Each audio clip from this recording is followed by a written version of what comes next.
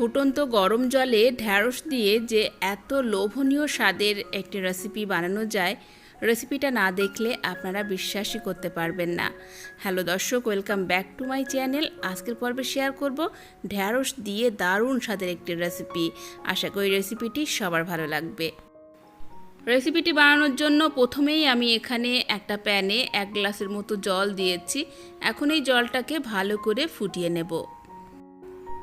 এই পর্যায়ে জলে দিয়ে দিলাম সামান্য একটু লবণ, আর সেই সাথে দিয়ে দিচ্ছি সামান্য একটু লেবুর রস। এখন জলটাকে ভালো করে ফুটিয়ে নেব। তো এখানে জলটা ভালোভাবে গরম হয়ে গেছে, আর এখন এই গরম জলে আমি দিয়ে দিচ্ছি আগে থেকে পরিষ্কার করে রাখা ঢ্যাঁড়স।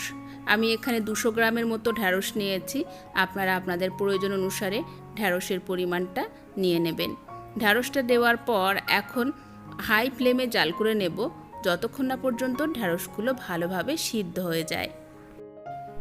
তো এখানে মোটামুটি 2 মিনিটের মতো হাই ফ্লেমে আমি ঢ্যাঁড়সগুলোকে সিদ্ধ করে নিয়েছি। আর ঢ্যাঁড়স খুব বেশি সময় লাগে না সিদ্ধ করতে। তো এখন আমি ঢ্যাঁড়সগুলো এভাবে জলটা ভালোভাবে ঝরিয়ে তুলে নিচ্ছি। তো জল ঝরিয়ে ঢ্যাঁড়সগুলো তুলে নেওয়ার পর এখন একটা ছুরির সাহায্যে ঢ্যাঁড়সগুলোকে এভাবে এলোপাতাড়িভাবে একটু ছোট ছোট টুকরো করে কেটে নেব। এবার আমি ওই প্যানেই দিয়ে দিচ্ছি সরিষার তেল। 1 টেবিল চামচ পরিমাণ সরিষার তেল দিয়ে দিলাম। এরপর দিয়ে দেব সামান্য একটু কালো জিরে। এবার দিয়ে দিলাম অল্প একটু পেঁয়াজ কুচি। এবার পেঁয়াজটাকে হালকা একটু ভেজে নিলাম। আর এবার দিয়ে দিচ্ছি কাঁচা লঙ্কা, রসুন আর পেঁয়াজ কুচি, মোটামুটি 2 টেবিল চামচ পরিমাণ। এবার সব কিছু একসাথে ভালো করে ভেজে নেব, যতক্ষণ না খুব সুন্দর একটা কালার চলে আসে। তো এখানে সব কিছু একসাথে মোটামুটি 1 মিনিটের মতো ভেজে নিয়েছি। খুব সুন্দর একটা কালার চলে এসেছে। এই পর্যায়ে আমি দিয়ে দিচ্ছি 2টো শুকনো লঙ্কা। লঙ্কাগুলোকে আমি গ্যাসে অল্প একটু ঝলসিয়ে নিয়েছি। দিয়ে দিলাম সামান্য একটু হলুদের গুঁড়ো। এবার আমি দিয়ে দিচ্ছি আগে থেকে সিদ্ধ করে রাখা ঢ্যাঁড়স। ঢ্যাঁড়সটা দিয়ে এখন সব কিছু একসাথে ভালো করে মিশিয়ে নিতে হবে, এবং এই পর্যায়ে আরও 2 মিনিটের মতো লো টু মিডিয়ামে রেখে ঢ্যাঁড়সটাকে ভেজে নিতে হবে, যাতে ঢ্যাঁড়সের এক্সট্রা জল কিছুটা শুকিয়ে যায়। অনেকেই আছে ঢ্যাঁড়সটা খেতে একেবারেই পছন্দ করেন না। তো আপনারা এই পদ্ধতিতে একবার বানিয়ে দেখবেন।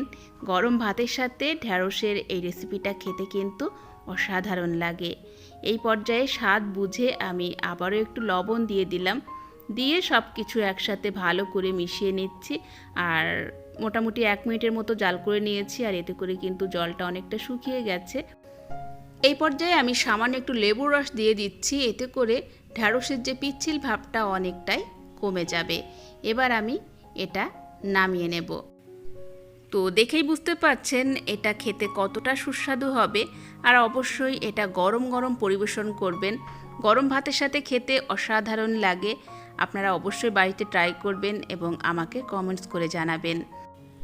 আশা করি আজকের রেসিপি আপনাদের সবার ভালো লেগেছে। ভালো লাগলে প্লিজ একটি লাইক দিতে ভুলবেন না। রেসিপিটি শেয়ার করবেন, চ্যানেলটিকে সাবস্ক্রাইব করে সাথেই থাকবেন। আজকের মতো বিদায় নিচ্ছি। দেখা হচ্ছে আগামী পর্বে নতুন রেসিপি নিয়ে। আল্লাহ হাফেজ।